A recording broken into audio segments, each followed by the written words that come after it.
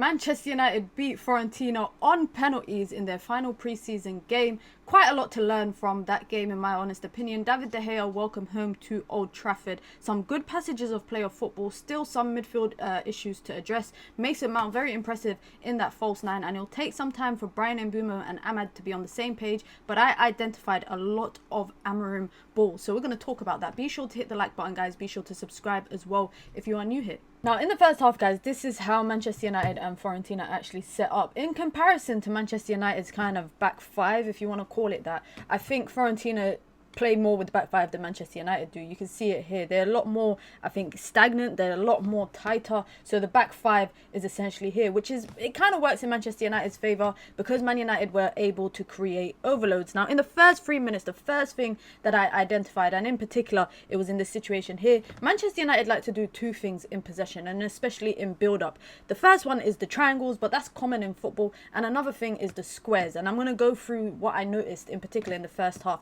which opened up some good passages of play for Manchester United. Now, Mason Mount starting in a false nine, can I just say, kind of sets the precedent on Rasmus Højlund. I think Manchester United are keen to get Benjamin Sesko into the team as soon as possible. Shout out to him, who was announced as a player today. But I think it was quite telling. And Mason Mount in the first half for me was very impressive. He did the false nine role very well. And it actually helps me to envision what Benjamin Sesko will be able to do with Manchester United. But just in particular here, the first instance that I noticed is the ball with Harry Maguire. This was literally in like the first 3 or so minutes. And you got Moises Kean pressing individually. You got Dzeko over here by himself, 39 years old. The guy, he's not going to cover a lot of space. You got Bruno Fernandes playing slightly more advanced, which allowed Manchester United to ping the ball around in something that in football they call it triangles. Nice and simple triangles. And Manchester United do it all across the pitch in different parts. They also did it over here with the help of Bruno Fernandes, or if necessary the help of Casemiro and Bruno Fernandes going a lot more forward.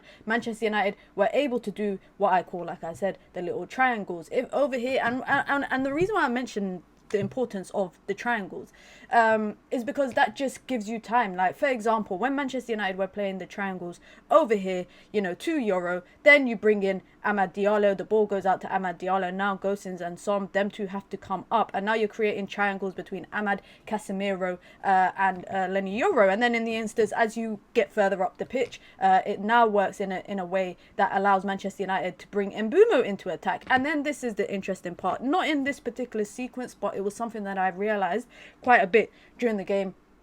Manchester United's utilisation of a square on the right-hand side, a square on the left-hand side, and bringing in the false nine player. Now, the reason why I'm mentioning this is because I can envision Man United doing this with Benjamin Sesko because of his ability that we've seen him at RB Leipzig, where he's able to kind of drop in to these spaces over here. We've seen him be able to do that. Now, in this particular instance, Manchester United have possession on the right-hand side. I think it was around the 12th or 11th minute mark. I can't remember exactly. It was around that moment. Manchester United have the ball. You got Gosens getting tight to Amad Diallo. So what starts off as something like a triangle for Manchester United then becomes a square with the inclusion of Bryan Mbeumo. So now, as I'm mentioning, guys, this sounds like a maths lesson. But as I'm mentioning, this little square, right here. Is a very weird square. But Manchester United have this square option. They got Moises Kean here trying to decide, do I come and support the team, or do I just leave two guys to kind of work on it? Now, in this particular instance, and the reason why I'm mentioning the false nine is because what Mason Mount does. Mason Mount sees space right here. Right? He sees the space right here. And what actually happens is Casemiro receives the ball on the half turn. Mason Mount comes here, bam, pass out. And it's not just that particular moment, because a couple of minutes later something similar happens in that instance, but it doesn't happen with Mason Mount. It actually happens with Bryan Mbeumo, who actually finds a lot of space. And Bruno Fernandes was involved in that build-up as well. It was actually Bruno Fernandes that was involved. Casemiro was a lot more central over here. Bruno Fernandes helping Manchester United to utilise that little square situation, as I mentioned. But instead of Manchester United on the turn, and in this particular instance, Bryan Mbeumo on the turn, Mason Mount was a lot more here. Matheus Cunha, bam, pass out. then Patrick Dorgu. And this is the good thing about Patrick Dorgu and just having left wing backs in particular that know how to play the system, because now Manchester United on the break, let me just get rid of this square. Manchester United on the break, Matheus Cunha looks up. You got the centre backs that are playing a lot more central, if you want to say that, a lot more stagnant, as I mentioned earlier. You got Mason Mount here, you got Brian Mbeumo going into this space, you got Amad Diallo going into this space alongside his left wing back that's on him, and you got you got Matheus Cunha, playing the pass out to Patrick Dorgu. And this is what I noticed from Manchester United. Patrick Dorgu goes with the ball into this area here, and then instead of Matheus Cunha doing something that Manchester United TV actually mentioned this, where they would expect someone like Cunha to, hit the space here, so that as a result, the centre backs would have to then kind of shift with the attacking players. Matheus Cunha doesn't do that. Matheus Cunha actually goes into the space that has now opened up right here. Then you've got Bruno Fernandes coming into space, and as a result, Fiorentina find themselves a little bit on the back foot. Bruno Fernandes comes in, Matheus Cunha comes here, Patrick Dorgu goes towards the line, if you want to call it that. Dodo is now in two parts, because now the right-sided centre-back comes out in this particular instance. Let me just move my camera quickly so you lot can see this a lot better. The right-handed centre-back now finds himself in a situation. Do I go out and support because now Matheus Cunha is making that run, or do I stay back with Oli and Mbeumo coming in? We've got Amad Diallo at the back post, but obviously is being marked by the left wing back. And in this instance here, Cunha comes to support Patrick Dorgu, who then plays the pass to him, and now it's 2v2. It's now a 2v2 moment. Nothing happens from that particular instance, but it's a simple passage of play of football, guys, that started all the way in this section over here. The game started, that passage of football started all the way over here, and now you got Lenny Euro over there. But somehow the ball finds itself on the left-hand side, and Manchester United still have 4 players of options in the box, and then 2 on the left-handed side. And Harry Maguire and Aiden Heaven sit back to kind of make sure that Dzeko and Moises Kean don't cause any trouble. Now, one other thing that I noticed from Manchester United, and it was really more so out of possession, is how Manchester United were pressing.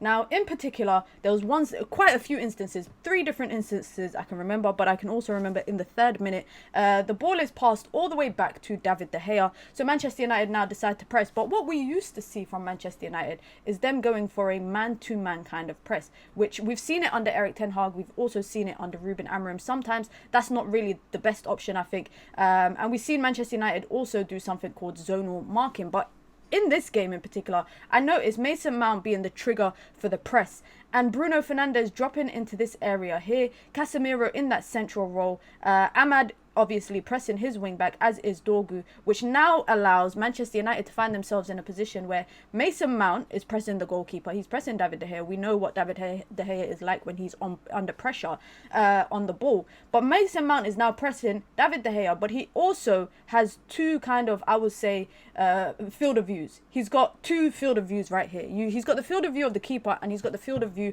of the central centre back. And then each other player has a field of view. You see here with Cunha, you see here with Bruno Fernandes, who has a field of view here, and Brian Mbeumo here. Each of them essentially get the opportunity to pick up at least 1 or 2 players, and that is a good, I think, pressing structure, because it navigates the opponent, especially a team like Fiorentina. Clearly Manchester United have done their due diligence, because a team like Fiorentina, who play a lot more conservatively, in my opinion, with their backline in comparison to Manchester United. Like I said, they're both playing with a back 5 or a back 3, but you can see the difference in terms of who gets involved in build up for the opponent. Fiorentina in particular use their central areas quite a bit. My only concern that I noticed in particular from the first half was Amad Diallo. Amad Diallo was the only one that I was concerned about defensively.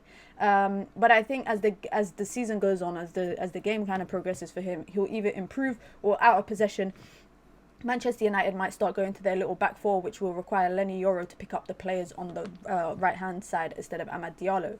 Now, one thing I will say, guys, is it's just pre-season, so there's not really too much to delve into, but I do think it gives us an inkling in terms of what to expect. One thing that I can definitely say over the pre-season, and I showed you guys some today, I showed you guys some after the Everton game, I can see clear passages of play. Whether the ability of the players to execute and get a goal from it, that's a different question, but we can clearly see different ways that Manchester United are trying to play. Out of possession, Manchester United playing with a 4-4-2. Depending on who it is, they kind of alter in that two-man front line. There's avenues in the game in the 61st minute that I saw where Man United were playing in a 4-1-5, where essentially Bruno Fernandes dropped into the centre-back role next to Maguire. Heaven shifted out to the left. Patrick Dorgu inverted into the inside 10 role. Mateus Cunha and Brian Mbeumo were playing off of Mason Mount, and Amad was doing what Dorgu was doing, and Casemiro as that lone midfielder. Now, that won't always work in football, let's be honest. It won't always work in the Premier League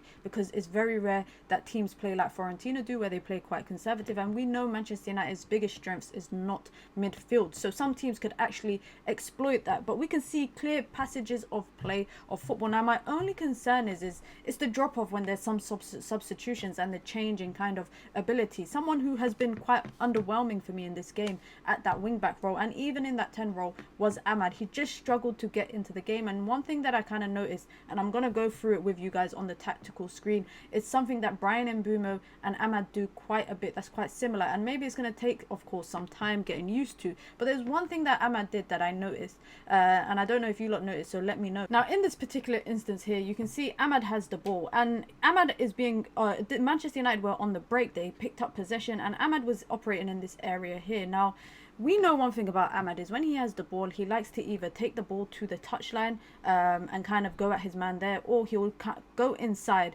and he'll see what he can do. But in this particular instance, Gosens was a bit forward, so he's coming to Amad from this direction. Actually, he was here, and Soms was actually chasing Amad down. And one thing that I noticed is Mbeumo kind of came out to the right-hand side. That is something that Amad likes to do. Now, Amad did something that I think was the wrong choice, and this is why I'm saying it's going to definitely take some time for the two of them to play together, especially with Amad at the right wing back role, because Amad has the ball here and he plays it out to Mbeumo, and Mbeumo goes at his man here. Now, at this point, now Gosens is now double teaming on Mbeumo, and one thing that you guys will probably obviously see is this space here. This space here opens up for Amad to go into, but Amad doesn't do that. He actually does the complete opposite, and he goes and supports Brian Mbeumo. Now they got a 2-on-2, but they have a 2-on-2 with absolutely no other options but other than to recycle the ball. I don't know if they actually recycled the ball, but they played the ball around here to each other. Casemiro, I think, eventually came short, and then Manchester United were able to build up. But that is why I'm saying Amad and Mbeumo pick up naturally similar spaces. And against Fiorentina, who play with a back five, it's not like Manchester United who play with a back three. They play with a back five. Amad and Mbeumo picking up spaces, and it got to a point where Amad was actually telling Mbeumo at one point, go here. And in that instance, you would think, okay, if Mbeumo is now going out to the kind of right-hand side, and now Ranieri is forced to come out, what is Amad going to do? Amad will then try play the pass to Bruno rather than going into space now that he has with the ball, because once you go into that space, you've now got more options coming towards you. You got Bruno coming here, where two of the midfielders are going to have to think who's going to pick up Bruno in this particular instance. You got Mbeumo as an option once you come into that space. You got Mason Mount as a false nine, who will either come towards you or move away from you to open up more areas of space. But Amad doesn't do that, and maybe it's the decision making. Maybe he's still getting used to playing at right wing back. Maybe he's still getting used to playing with Mbeumo, who naturally picks up similar positions to him. But I'll be very honest, guys, if you genuinely don't feel like you can see any passages of football, please let me know, because I can see it. Whether the players execute it, that is a different conversation, but I can see the clear passages of play, and if anything, it makes me very excited to see how Manchester United will play with Benjamin Sesko. But I'll be totally honest with you guys, one thing Man United need is a midfielder. The midfield is not mobile enough, they're not agile enough, they're not strong enough, I don't think they're physical enough, and Bruno Fernandes playing in that kind of 8 role, in that deeper role alongside Casemiro, I think is just a tester across pre-season, and we'll probably see it throughout the season as well. But it shouldn't be be the end all be all. Man United don't need to die on that hill. Manchester United need to go and get Carlos Baleba. Now, as I said, it's just pre-season. Don't lose it. Don't lose it. It's just pre-season. But I can see clear passages of a play. And you know what? It was very nice to see David De Gea get his welcome back to Old Trafford today.